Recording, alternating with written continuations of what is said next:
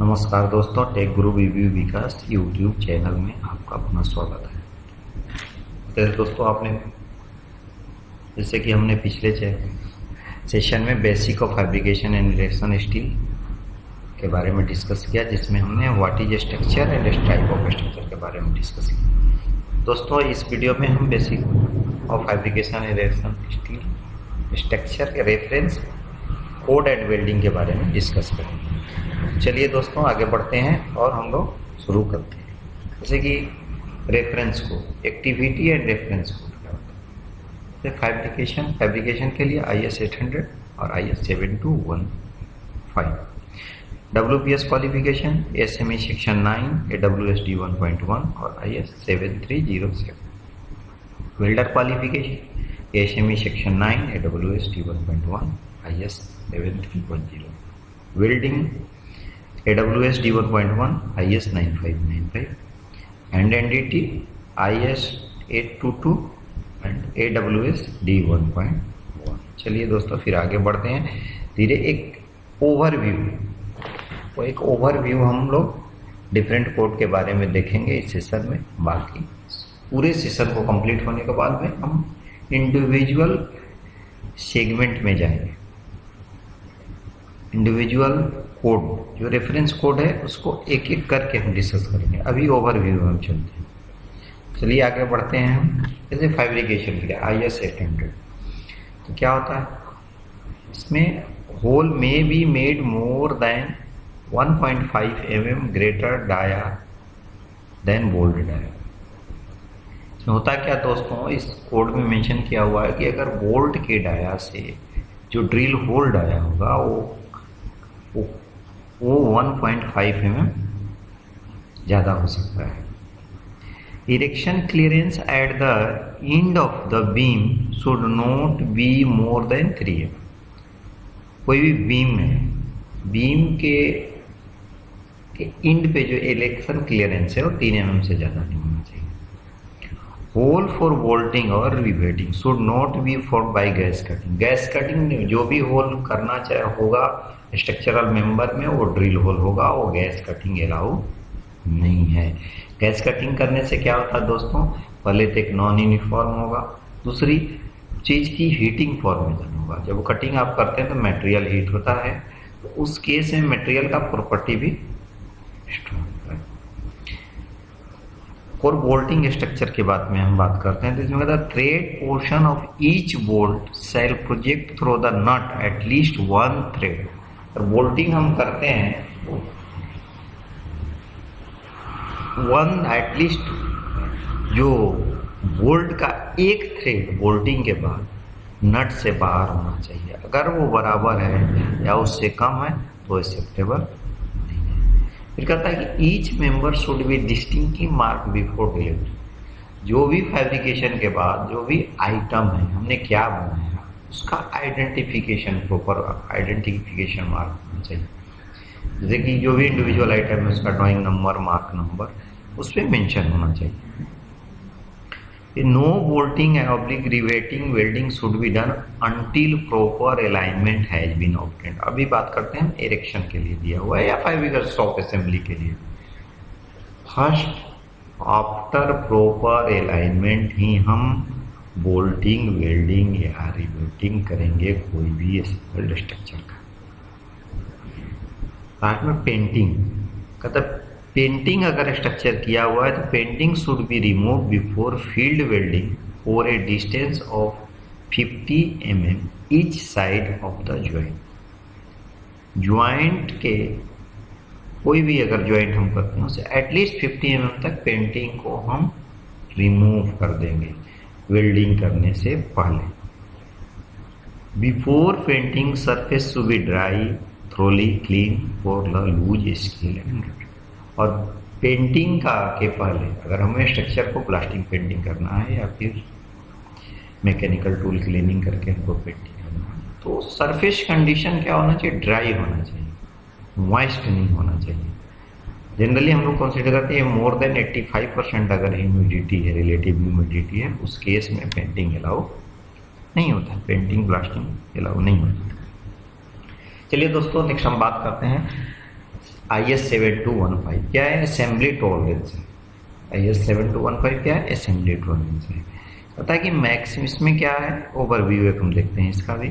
Maximum permissible gap in built up member, कहता है thickness up to 20 mm and greater than 20 mm। Straight portion 0.3 mm, दोनों के लिए 0.3 mm होगा। कर्व पोर्शन में 1 mm होगा, और अगर थिकनेस 20 mm से ज़्यादा है तो 1.5 mm तक अलाउ होगा।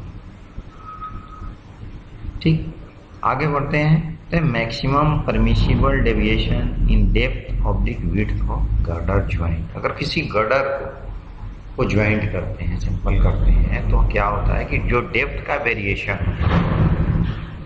वो कितना एक्सेप्टेबल है।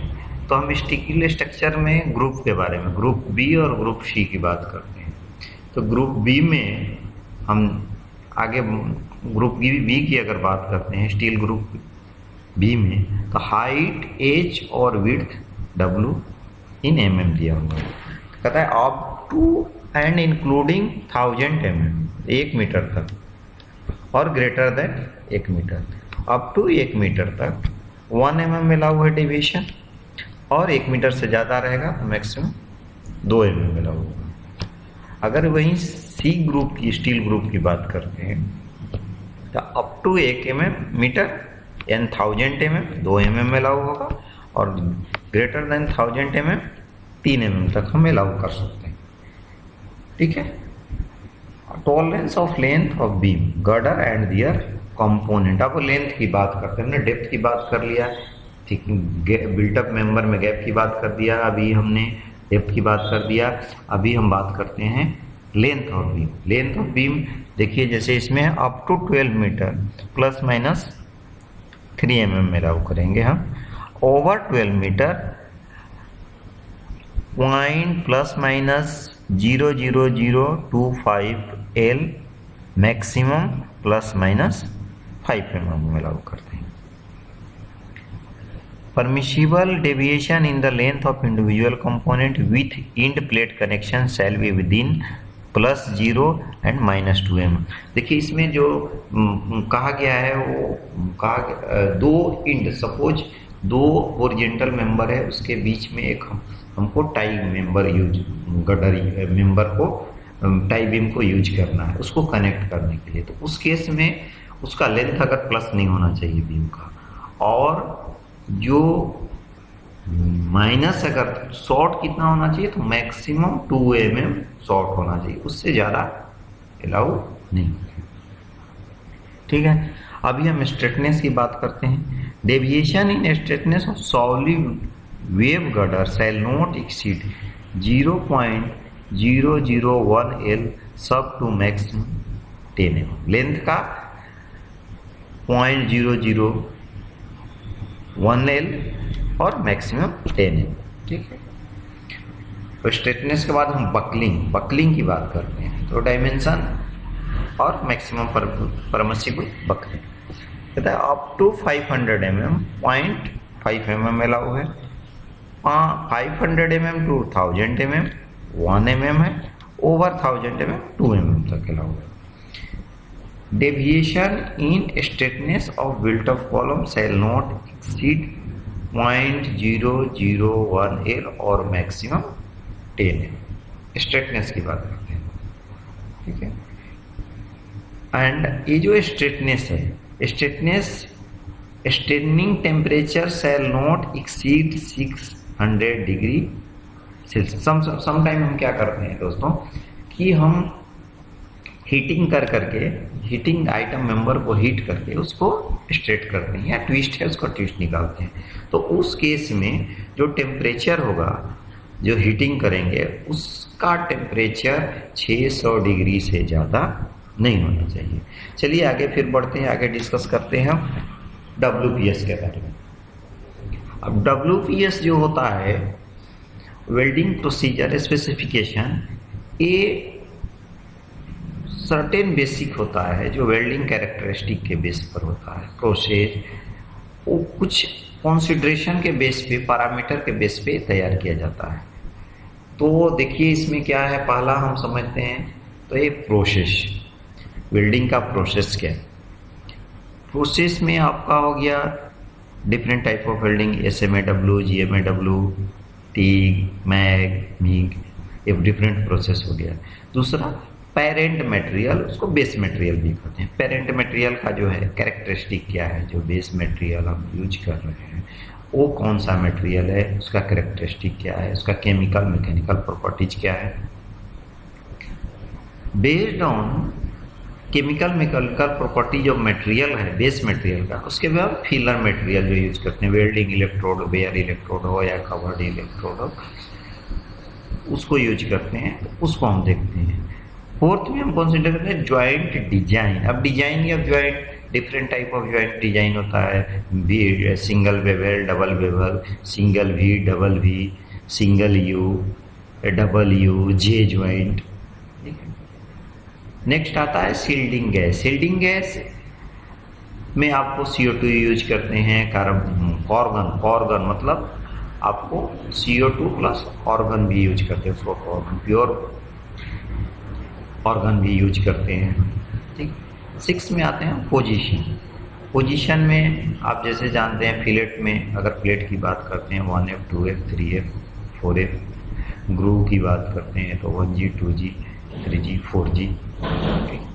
एक कंसिडर। नेक्स्ट आता है post weld heat treatment, PWHT। अभी देखिए दोस्तों, different parameter, requirement of job पे भी डिपेंड करता है। बेस्ड ऑन रिक्वायरमेंट मटेरियल हम PWHT को, पोस्ट वेल्ड हीट ट्रीटमेंट को करते हैं। बेसिकली ये प्रोसेस होता है रिड्यूसिंग द स्ट्रेस, जो वेल्डिंग के बाद मटेरियल में स्ट्रेस डेवलप होता है उसको रिड्यूस करने के लिए PWHT किया जाता है, ताकि उस मटेरियल में आफ्टर वेल्डिंग क्रैक डेवलप ना हो जाए, स्ट्रेस उसमें जो नॉर्मल पोजीशन में जो पेरेंट बेस मटेरियल का कैरेक्टरिस्टिक है वेल्ड जॉइंट की, उसी पोजीशन में आ।